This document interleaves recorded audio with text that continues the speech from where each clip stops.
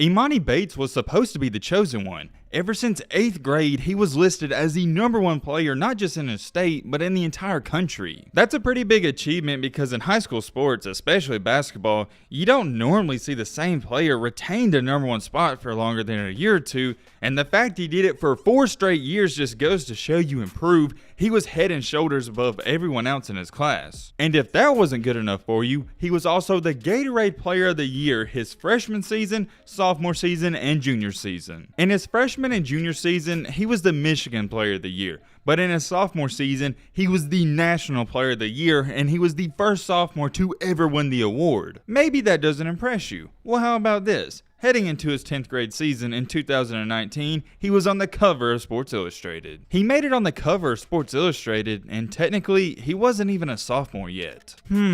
Where have we seen this before? A young basketball phenom making it on the cover of Sports Illustrated. If you don't know who I'm talking about, I'm referring to LeBron James, and he didn't even get on the cover till he was 17. So with Emoni being on the cover at only the age of 15, you can definitely say there were some high expectations for this young man. Many people out there were already labeling him as the chosen one. I'm not gonna act dumb and act like I don't know why, because I do. It's not every day you see a guy who's 6'9" and can shoot like Kevin Durant at the high school level. Speaking of Kevin Durant, that leads us into our next point perfectly. He was drawing that KD comparison when he was only in 9th and 10th grade. Ever since this man was a child, he was labeled as the chosen one. But unfortunately for him, maybe all the hype was too much too quick. When he was heading into his senior year of high school basketball, he announced in early August of 2021 he was going to reclassify, skip his last season, and go straight to college. At first glance, it didn't seem like a bad idea. Some were saying that there's no point to play high school again when he's already dominated that level for years, and you might as well play at college so that way you can get better. All people was talking about was, okay, he can go to college, he can play against better competition, he can practice against better competition, and he can work on his game, and then in a year or two he'll get drafted in the top 5. But however, people failed to realize there was one major problem with that. The problem is at college, it's not necessarily a cakewalk. I don't care if you're 6'9" and you're a great prospect for the NBA. You're not just going to walk into the college level and dominate it like you did the high school level. When you get to college, whether you're playing Division I, Division II, or even Division III, everybody at the college level, I don't even care if they're a bench warmer, they can hoop. Whereas in high school, probably about 2 to 3 guys on every team can really hoop, and they're going to play at the next level. But Emoni knew that, his family knew that, and everybody involved knew that. It shouldn't be too big of a problem, right?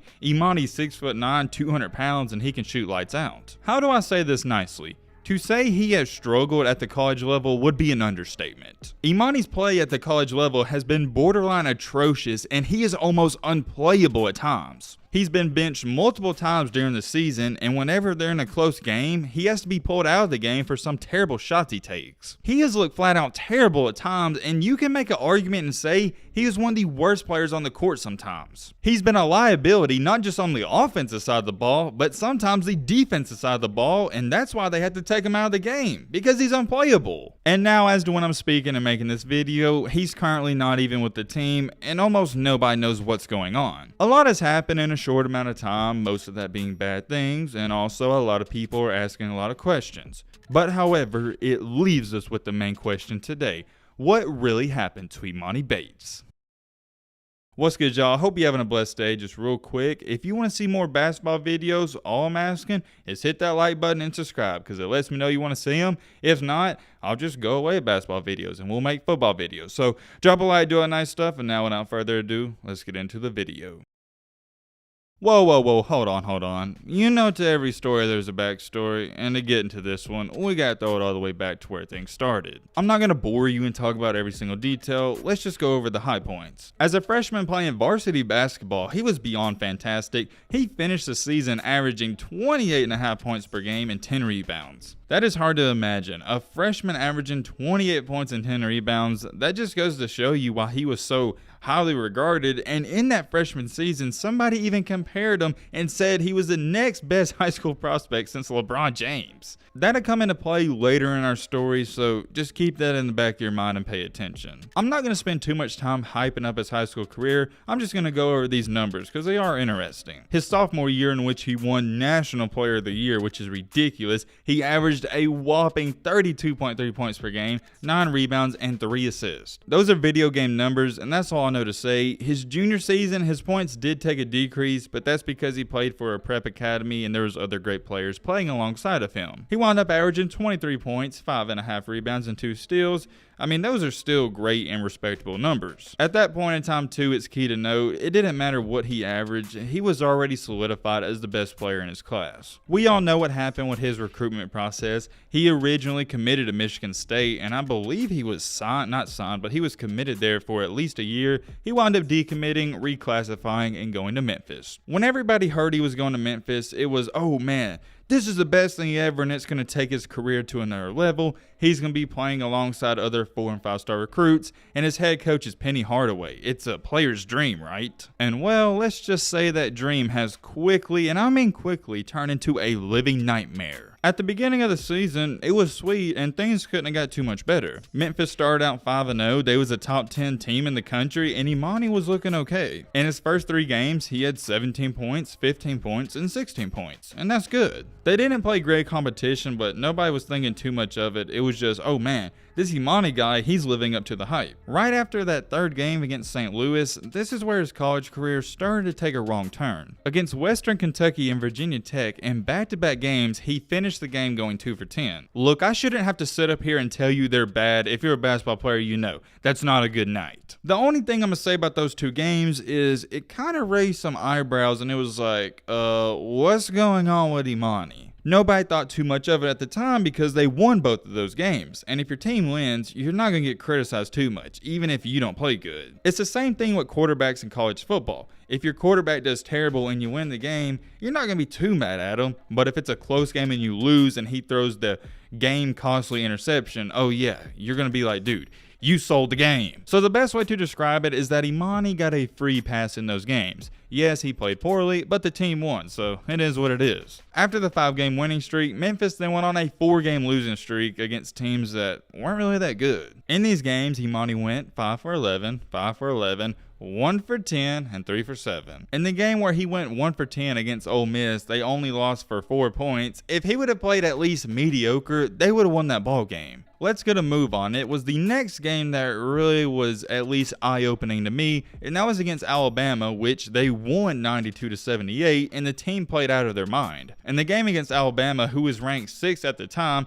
everybody was like, oh, Memphis is going to get curb stomped, but they just came out there and they legitimately looked like I wouldn't say a Final Four team, but an Elite 8 team. In that Alabama game, you saw what Memphis can do when all their players are playing to the best of their ability. Even to this day, I believe if Memphis can sneak into the NCAA tournament, and they're hot right now, they're going to break a lot of brackets because they have the guys, the 4- and 5-star recruits to compete with some other, dogs out there. That's a different video for a different day. Anyways, let's get back on topic with Emoni. I'm going to single out this Alabama game because number one, I watched it live and then I rewatched it 2 or 3 times to pay attention to Emoni. You may be wondering, yo Matt, why did you pick out this one game in particular? Because they were playing a top team at the time and I wanted to see how Emoni would do against great competition and if he would rise to the occasion or fold under the pressure. In this game, if you look at the stat sheet, he only finished 1 for 6 and had 7 points. But I'm going to tell you right now, I'm not a big numbers and stats guy. I'm more of the eye test. You see the 1 for 6 and you're like, dang, he probably didn't play good. But no. You don't understand. He played terrible. Let me put it this way into a better perspective.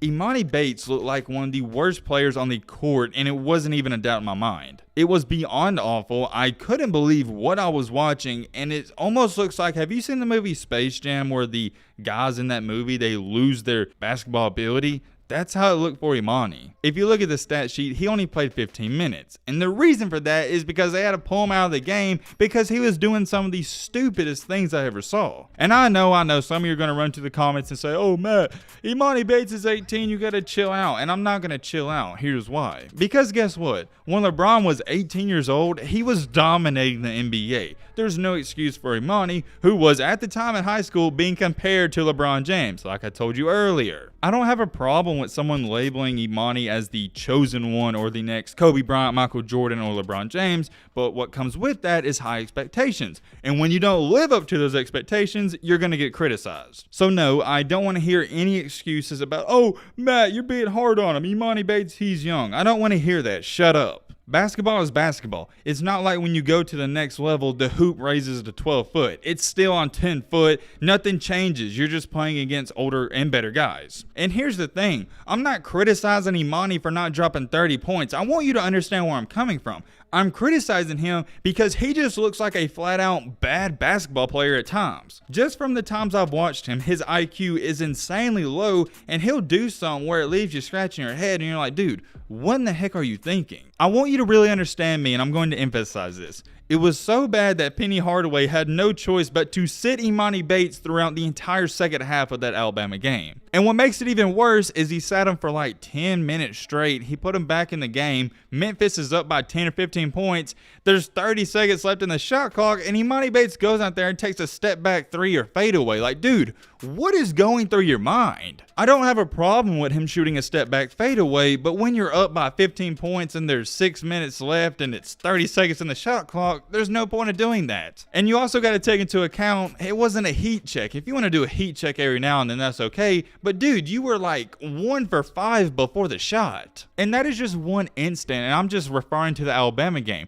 There was many games before that where he was even worse. How about the Ole Miss game where he was 1 for 10? How about the Virginia Tech game when he was 2 for 10? And the Western Kentucky game when he was 2 for 10? It's not the numbers I'm concerned about with Emoni. To put it in a better perspective, when we see Stephen Curry, he's been in a slump recently. He'll go 5 for 20, but here's the thing. He's still playing good basketball. He still has a good plus minus. Steph Curry may go 5 for 23, but he's still going to make some good passes, play good defense, and he's just going to be a good basketball player. But for Emoni, if he's not hitting his shots, he's almost useless on the court. He makes terrible decisions with the basketball, and whenever he gets it, he treats it like an AAU game, and maybe that's what's ruined basketball in general. All this AAU nonsense going on. Whenever he's not on the court, and I think the Memphis fans can vouch for me on this, they're a better team. I hate to say it, and it's hard for Penny Hardaway. I see it. He's like, man, Emoni's this talented guy. I want to put him on the court. I just can't because he hurts the team. And if you think I'm wrong about it, I'll offer you this. Memphis is on a 4-game winning streak currently, or maybe it's 5 games, and Emoni Bates isn't even with the team. Does that have something to do with it?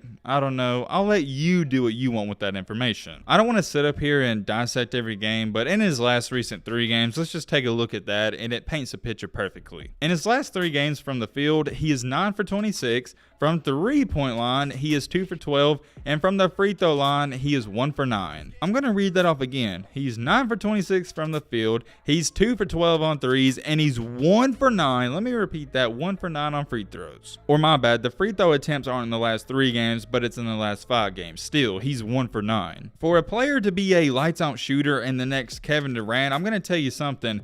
There's no excuse for going 1 for 9 in your last 9 free throw attempts. It's not just free throws. Look at his 3-pointers. He's 2 for 12 in his last 12, and then his field goal percentage, he's 9 for 26. But once again, it sounds like I'm repeating myself, but I want you to understand where I'm coming from. It's not the numbers I'm concerned about. It's how he's playing basketball. We could chop this up and talk about it for hours. The bottom line is, he's just not a good basketball player right now. He hasn't been playing good himself, but at the same time, he hasn't been a good teammate. He hasn't been a good team player. And I'm not saying that the teammates hate him. I just mean when he's on the court, you don't feel like he's making the team better. Whenever he catches the ball, he looks scared. Whereas in high school, he looked like, oh yeah, I'm about to destroy you, make something happen. You don't really see that at the next level. The biggest concern for me is his confidence. I'm not going to say he's lost it, but it doesn't look that high just from watching it on TV. And now we've gotten to a point where when these teams hear Emoni Bates, you no longer get scared of it. You're just like, oh yeah, he's an average basketball player. Make no mistake about it. If anything, and at best, he is a mediocre college basketball player right now. And I hate to say it, but it's the truth. I haven't even brought this up. It also just came to my mind. Whenever he drives, he's getting bullied and pushed around like a middle schooler. I don't care that he's only 190, 195 pounds. Where I care is if you play small. You know what I'm talking about. You can be a 6-foot basketball player but play big. But Emoni's nearly a 7-footer and he's playing small. He plays smaller than his size. I guess that also leads me into my next topic perfectly, that he has terrible measurements and wingspans. Wingspans. That's not even a word. Come on, Matt. I mean wingspan. You get what I'm trying to say. With how poorly he has performed, this has also taken a major hit to his draft stock because originally everybody was saying, oh, he's going to be the #1 pick, no questions asked. And now you got legit NBA NBA scouts saying there's no way they would draft him, and if anything, he's a second-round pick. I'm not too worried about that because it doesn't matter. He can't get drafted this year anyways. What I'm worried about is Emoni just getting better. Because if you get better, the draft is going to take care of itself. But if he continues to play this way, I'm going to tell you something. You can throw getting drafted out the window because I would not expect him to get drafted within the first 45 picks. He'd be lucky to get selected anywhere. So to answer the question as to what happened to Emoni Bates, maybe nothing happened. Maybe, and some of you aren't going to like this, he just isn't that great as some people thought. Maybe he just peaked in high school, or maybe he's just going through a terrible season or something's going on. I'm going to put it this way. I think Memphis has a worse chance of winning when Emoni is on the court than off the court. I don't want to say he's been a detriment to the team, but he hasn't helped them. And as of recent, he hasn't even been showing up with the team because he's dealing with some back pain and issues, and he's seeing a specialist in Michigan, and he's not done with that. And apparently whenever he gets cleared and he's back healthy, he's going to rejoin the team. That's all we know about that, but there's also some rumors going on that he may not even return this season. Oh, and if you don't want to take Matt B. Great's word for it because he knows nothing at all, I'll offer you this. An NBA draft executive said Emoni Bates is no longer being viewed as a prospect NBA teams think about rebuilding around. Kind of interesting if you had to ask me. Let me know what you think about that down below. But yeah, with all that being said, that's going to wrap up this video. Kind of ended it abruptly, but that's all I had to touch on. Let me know your thoughts down below. But with all that being said, it's going to wrap up this video. Hope you guys enjoyed. Hope you guys learned something. If you know the channel, wait, do it. Join the family, hit that subscribe button, and leave a like for more. And as always, let's be great. I'm out, y'all. Peace.